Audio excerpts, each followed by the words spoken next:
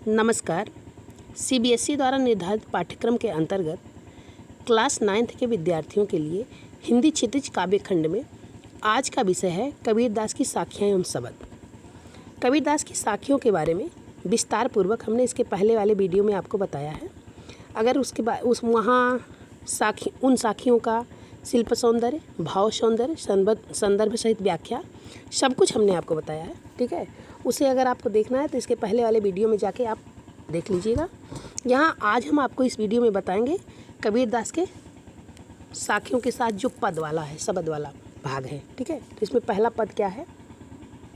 मोको कहाँ ढूंढे बंदे, मैं तो तेरे पास में, ना मैं देवल ना मैं मस्जिद, न काबे कैलाश में, ना तो कौनो क्रिया कर्म में, नहीं योग वैराग में, खोजी होए तो तुरते मिलियो पल भर की तलाश में, कहें कबीर सुनो भाई साधो शब श्वासों की श्वास में, ठीक है। अब यहाँ देखिए कबीरदास जी कहते हैं, पहले आप यहाँ शब्दार्थ देख लीजिए। मोको का तात्पर्य क्या होगा? मोको मतलब मुझे, ढूंढना मतलब खोजना, बंदे मतलब मनुष्य के लिए संबोधित करते हुए कबीरदास जी कहते हैं, ठीक। देवल का अर्थ होगा देवालय या मंदिर, मस्जिद का अर्थ होगा मस्जिद, काबे का अर्थ होगा काबा, कैलाश का अर्थ होगा कैलाश पर्वत, ठीक है। क्रिया कर्म कौनो मतलब कोई भी, क्रिया कर्म मतलब जो किया जाता है कि किया जाने वाला कर्म, जैसे जप तप योग वैराग्य, ठीक है। और खोजी मतलब खोजने वाला, तुरते मतलब तुरंत ही, मिली हो मतलब मिल जाऊंगा, तालाश मतलब खोजने से, साधो मतलब होगा सज्जन भाई, श्वासों की श्वास में। अब यहाँ आप लोग सबसे पहले जान लीजिए श्वासों की श्वास में, इन पंक्तियों में क्या है? स वर्ड की बार बार आवृत्ति हुई है। सब श्वासों की श्वास में बार बार स वर्ड की आवृत्ति से यहाँ अनुप्रास अलंकार होगा शिल्प सौंदर्य में, पहले आप जान लीजिए, ठीक है। अब यहाँ आप संदर्भ में प्रसंग के तौर पे लिखेंगे कि इस शब्द के माध्यम से कबीरदास जी कहना चाहते हैं, बताना चाहते हैं लोगों को, जन जन को, कि ईश्वर हर कण कण में व्याप्त है। उसे दिखावा द्वारा, बाह्य आडंबरों द्वारा नहीं, बल्कि आत्म अवलोकन के द्वारा ही प्राप्त किया जा सकता है, ठीक है। इस पद का भावार्थ होगा, मोको कहाँ ढूंढे बंदे मैं तो तेरे पास में। कबीरदास जी कह रहे हैं कि ईश्वर कह रहे हैं कि बाह्य आडंबरों का विरोध यहाँ कबीरदास जी कर रहे हैं और कहते हैं कि ईश्वर को ढूंढने के लिए बाह्य आडंबर को करने की कोई आवश्यकता नहीं है। ईश्वर प्रत्येक व्यक्ति के अंदर व्याप्त है, ठीक है। और ना मैं देवल ना मैं मस्जिद न काबे कैलाश में, ईश्वर निराकार और घट घट का वासी है, वह हर प्राणी में व्याप्त है। उसे कहीं और खोजने की चेष्टा करना व्यर्थ है। ईश्वर को मंदिर, मस्जिद, काबा तथा कैलाश जैसे तीर्थ स्थलों पर पूजा पाठ करके प्राप्त करना जो लोग चाहते हैं ऐसे व्यक्ति व्यर्थ ऐसा करते हैं, ठीक है। ना तो कोनो क्रिया कर्म में, नहीं योग वैराग में। ईश्वर ना किसी योग वैराग्य धारण करके जो लोग ईश्वर को प्राप्त करना चाहते हैं, लेकिन ऐसा करने से ईश्वर की प्राप्ति नहीं होती है। क्यों? क्योंकि खोजी होए तो तुरंत मिली हो पल भर की तलाश में। जो खोजने वाला है, जो प्राप्त करना चाहता है ईश्वर को, ठीक है, वह परमात्मा का वास सभी व्यक्तियों के सांसों में है, वहीं उसको मतलब खोज के प्राप्त कर सकता है। कहें कबीर सुनो भाई साधो शब श्वासों की श्वास में। कबीरदास जी कहते हैं, हे सज्जनों, हे संतों सुनिए, सब श्वासों की श्वास में, घट घट में, कण कण में ईश्वर व्याप्त है। जो खोजने वाला है, अगर वह वास्तव में खोजी है, खोजने वाला है, तो ईश्वर एक पल की तलाश में तुरंत मिलते हैं। कैसे मिलते हैं? जब वो कण कण में है, घट घट में है, तो खोजने की उन्हें आवश्यकता क्या है? देवालय में जाने की आवश्यकता क्या है? मंदिर में और काबे में, कैलाश में जाने से, योग साधना वैराग धारण करने से, क्रियाकर्म करने से, ठीक है, दिखावा करने से, बाह्य आडंबर का यहाँ कबीरदास ने खंडन किया है, विरोध किया है। क्या दिखावा करने से, घंटी बजाने से ईश्वर की प्राप्ति नहीं हो सकती है? मन में आत्मा रूपी घंटी को बजाइए, आपके हर कण कण में ईश्वर व्याप्त है, आत्मा में ही परमात्मा का वास होता है, ऐसा कबीरदास ने यहाँ स्पष्ट किया है। अब इस पद का भाव सौंदर्य होगा कि इस पद में ईश्वर की सर्वव्यापकता का स्पष्ट चित्रण हुआ है। मनुष्य को बस उसे सच्चे मन से खोजने की आवश्यकता है, ठीक है। शिल्प सौंदर्य में देखिए कि तो तेरे, ठीक है, शिल्प सौंदर्य में आप देखिए तो तेरे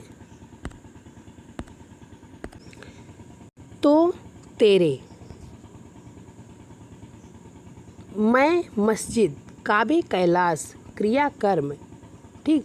और यहाँ सब श्वासों की श्वास, यहाँ देखिए वर्णों की आवृत्ति बार बार हुई है, इसलिए कौन सा अलंकार है? अनुप्रास अलंकार है। और हर पंक्तियों में, कबीरदास के हर पंक्तियों में, पद के प्रत्येक पंक्तियों में क्या है? पद मैत्री या स्वर मैत्री स्पष्ट रूप से देखने को मिलती है। ठीक है। कबीरदास के साखी हो या शब्द हो, जब भाषा ही उनकी सदुक्कड़ी है तो भाषा के रूप में आप शिल्प सौंदर्य में लिखेंगे कि कबीरदास की भाषा सदुक्कड़ी है। और वर्णों की आवृत्ति बार बार होने से यहाँ अनुप्रास अलंकार है। प्रत्येक पंक्ति में स्वर मैत्री है। ठीक है। अब देखिए अगला पद देख लीजिए। अगला पद है, संतो भाई आई ज्ञान की आंधी रे, भ्रम की टाटी सभे उड़ानी, माया रहे न बांधी, हित चित की द्वय थूनी गिरानी, मोह बलिंदा टूटा, तृष्णा छान परि घर ऊपर, कुबधि का भांडा फूटा, जोग जुगत कर संतोवादी, निर्चु चुए न पाणी, कूड़ कपट काया का निक्ष्या, हर की गत जब जानी, आंधी पीछे जो जल बूठा, प्रेम हर जन भीना, कहे कबीर भान के प्रकटे, उदित भया तमखीना, संतो भाई आई ज्ञान की आंधी रे। अब यहाँ देखिए प्रसंग में आप लिखेंगे, प्रसंग जब आपको लिखना होगा तो आप उसमें लिखेंगे क्या कि इस शब्द में स्पष्ट करने की यह कोशिश की गई है कि ज्ञान को प्राप्त करना ही सभी समस्याओं का समाधान है। कबीरदास जी ने सहज ज्ञान की महिमा को यहाँ प्रतिपादित किया है। तो पहले आप इसमें शब्दार्थ समझ लीजिए, तभी भावार्थ समझ में आएगा। टाटी, संतो मतलब सज्जन, ठीक। ज्ञान मतलब बुद्धि की, विवेक की। हाँ, आधी, आधी जो तूफान आता है आप जानते हैं। अब यहाँ देखिए टाटी, टाटी का क्या अर्थ होगा? छप्पर, ठीक है। माया रह न बांधी, उड़ानी का अर्थ क्या होगा? उड़ जाना, उड़ानी मतलब उड़ जाना। हित चित्त, हित चित्त का अर्थ होगा मन व हृदय, हित और चित्त का अर्थ होगा मन व हृदय। द्वय माने होता है दोनों, ठीक है। थूनी, थूनी का तात्पर्य होगा टेक, जिस पर कोई छप्पर टिका होता है, ठीक है, या स्तंभ जिसको कहते हैं। गिरानी का तात्पर्य होगा गिर गया, ठीक है। बलिंडा, बलिंडा का अर्थ होगा बल्ली, ठीक है। और तृष्णा, तृष्णा का तात्पर्य होगा तृष्णा, ठीक, जो मोह माया है। छान का तात्पर्य होगा छप्पर, जिसके नीचे लोग रहते हैं, ठीक है। जुगत का तात्पर्य होगा जुगति, जुगत का तात्पर्य होगा जुगाड़, ठीक। निर्चु, निर्चु का मतलब होगा जरा सा भी, तनिक भी, ठीक, थोड़ा भी। चूहे मतलब होता है चूना या रिसना, ठीक। पानी का तात्पर्य आप जान ही रहे हैं कि पानी होता है। काया का तात्पर्य होगा शरीर, काया का अर्थ क्या होगा? शरीर। निक्ष्या मतलब क्या होगा? निकला, ठीक। जानी मतलब क्या होगा? जाना, ठीक। भीना का अर्थ होगा भीग जाना, भीना का क्या तात्पर्य होगा? भीग जाना, ठीक। भान का तात्पर्य, यहाँ देखिए भान, भान का तात्पर्य क्या होगा? सूर्य। प्रकटे मतलब प्रकट होना, प्रकटे मतलब प्रकट होना, उदित मन निकलना।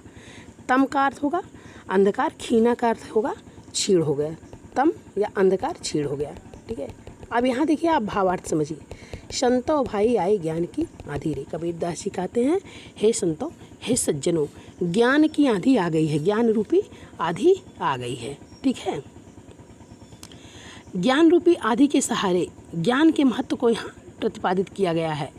कवि की मान्यता है कबीरदास की कि ज्ञान की सहायता से ही मनुष्य जीवन में आध्यात्मिक, मानसिक और जीवन मूल्यों संबंधी दुर्बलताओं से मुक्त हो सकता है। ज्ञान के आगमन से भक्त के मन में स्थित विकार के स्वयं नष्ट हो जाते हैं और ज्ञान ही एक ऐसा माध्यम है जो आंधी की तरह आता है और मनुष्य के मन की बुराइयों को तेजी से नष्ट कर देता है।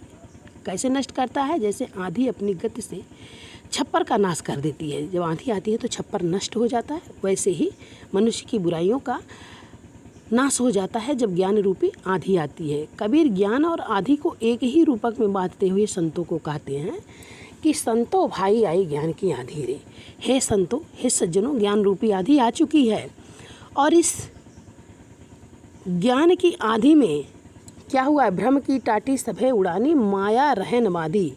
इस ज्ञान की आंधी में, ठीक है, जो ये ज्ञान रूपी आंधी आई है, इस ज्ञान रूपी आंधी में भ्रम रूपी छप्पर पूरी तरह से उड़ानी मतलब उड़ गया है, यानी ज्ञान के से भ्रम का समूल स्तंभ गिर चुका है और हित चित की दुई थूनी गिरानी, मोह बलिंडा टूटा। हित चित रूपी जो दोनों थूनी हैं स्तंभ हैं जिस पर वह माया रूपी छप्पर टिका हुआ है, वो दोनों क्या हुआ, गिर गया है। और मोह रूपी जो बलिंडा है जिस पर वह छप्पर टिका हुआ है, वह टेक जो है क्या हुआ, टूट जाता है।